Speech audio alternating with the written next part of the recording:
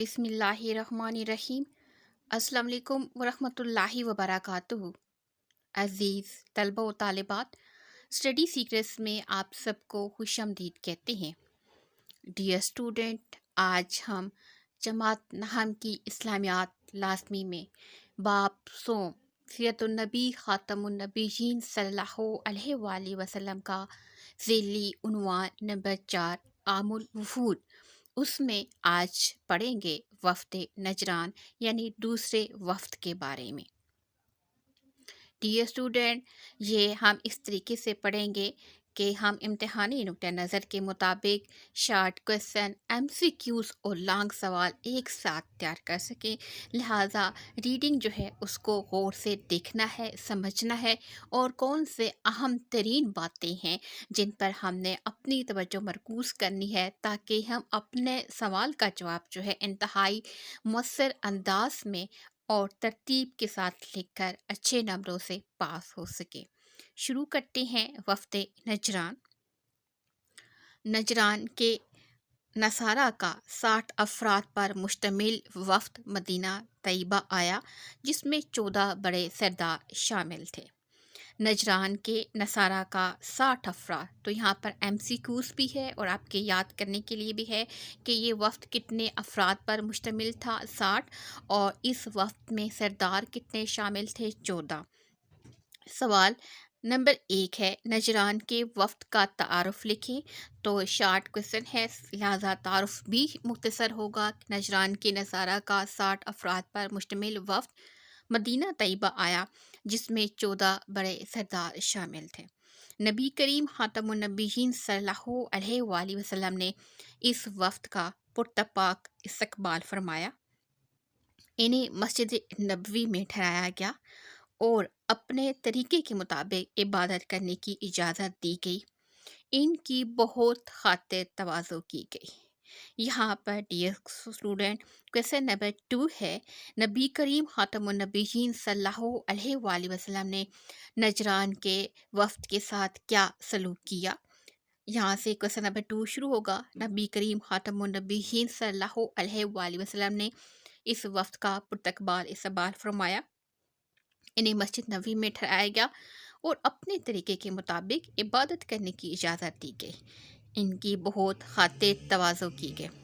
ये वफ़्द हज़रत मोहम्मद रसूलुल्लाह ख़ातमुन्नबीयीन सल्लल्लाहु अलैहि वसल्लम की नबुव्वत की खबर सुनकर आप ख़ातमुन्नबीयीन सल्लल्लाहु अलैहि वसल्लम से मुनाज़रा करने आया था।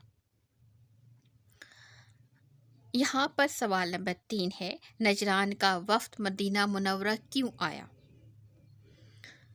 ये वफ़्द हज़रत मोहम्मद रसूलुल्लाह ख़ातमुन्नबीयीन सल्लल्लाहु अलैहि वसल्लम की नबुव्वत की खबर सुनकर आप ख़ातमुन्नबीयीन सल्लल्लाहु अलैहि वसल्लम से मुनाज़रा करने आया था।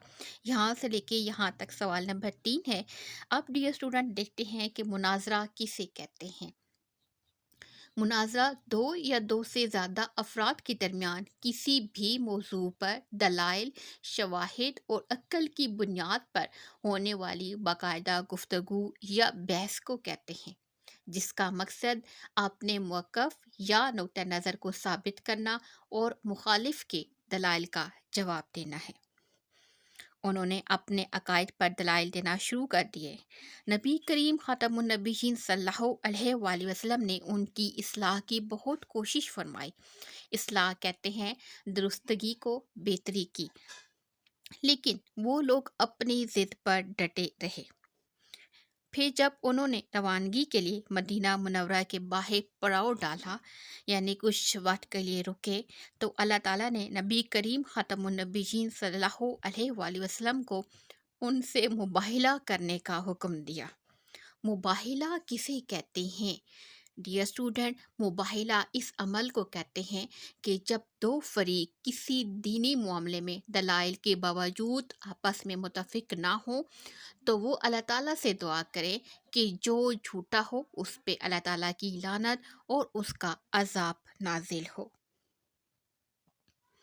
ये हुक्म नाजिल होने के बाद नबी करीम ख़ातमुन्नबीयीन सल्लल्लाहु अलैहि वसल्लम, हज़रत अली मुर्तज़ा करमुल्लाह वजहो, حضرت فاطمہ رضی اللہ تعالی عنہ، حضرت حسن رضی اللہ تعالی عنہ اور حضرت حسین رضی اللہ تعالی عنہ کو لے کر نجران کے وفد کے پاس مباہلے کے لیے تشریف لائے۔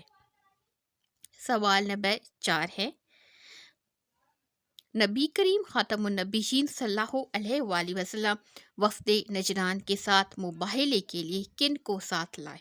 نبی کریم خاتم النبیین صلی اللہ علیہ وآلہ وسلم وفد نجران کے ساتھ مباہلے کے لیے کن کو ساتھ لائے؟ تو یہاں سے سوال کا جواب شروع ہوگا کہ نبی کریم صلی اللہ علیہ وآلہ وسلم حضرت علی مرتضیٰ کرم اللہ وجہہ، حضرت فاطمہ رضی اللہ تعالی عنہ، حضرت حسن رضی اللہ تعالی عنہ اور حضرت حسین رضی اللہ تعالی عنہ کو لے کر نجران کے وفد کے پاس مباہلے کے لیے تشریف لائے۔ جب ان کے پادریوں نے یہ روشن چہرے دیکھے تو کہا کہ اگر تم نے ان سے مباہلہ کیا تو یاد رکھو دنیا سے تمہارا نام و نشان تک مٹ جائے گا۔ چنانچہ انہوں نے مباہلہ کرنے سے انکار کر دیا اور جزیہ ادا کرنے کے لیے تیار ہو گئے۔ سوال نمبر 5 ہے، وفد نجران نے مباہلہ کرنے سے کیوں انکار کر دیا؟ وفد نجران نے مباہلہ کرنے سے کیوں انکار کر دیا؟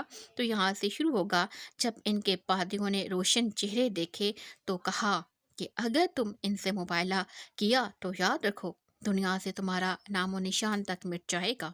چنانچہ انہوں نے مباہلہ کرنے سے انکار کر دیا اور جزیہ ادا کرنے کے لیے تیار ہو گئے۔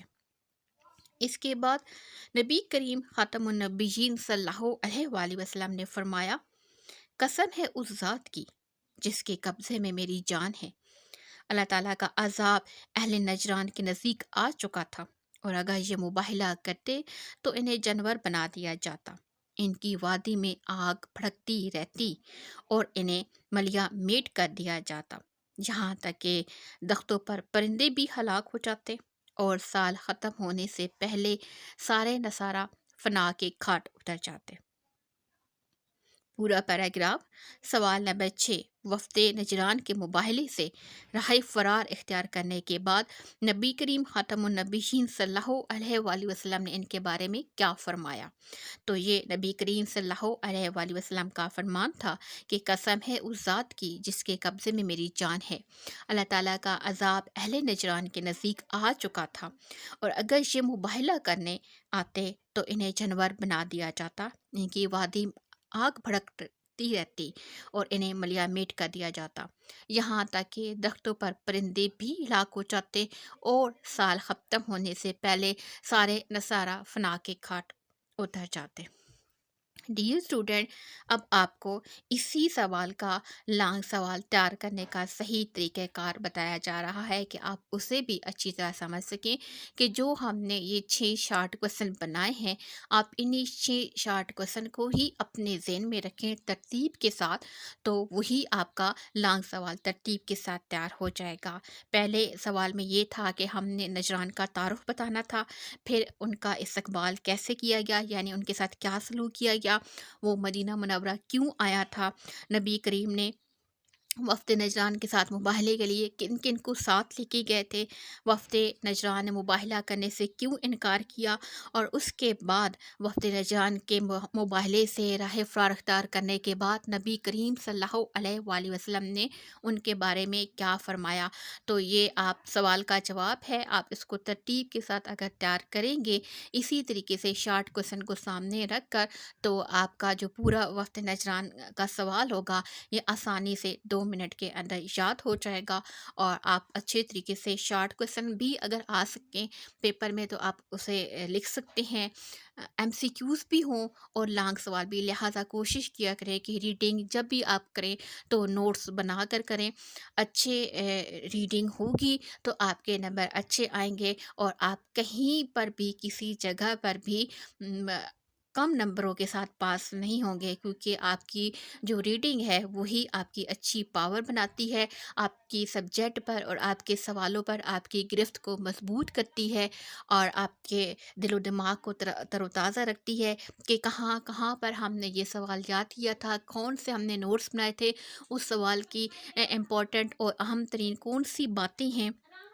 اسی لیے یہی وہ چیزیں ہیں جو آپ کو آگے لے کے جائیں گی، لہٰذا تھوڑا پڑھیں لیکن اچھا اور معیاری پڑھیں، خود بھی پڑھیں اور آگے دوسرے طالب علموں کے ساتھ بھی ضرور شیئر کریں، کیونکہ علم پھیلانے سے بڑھتا ہے۔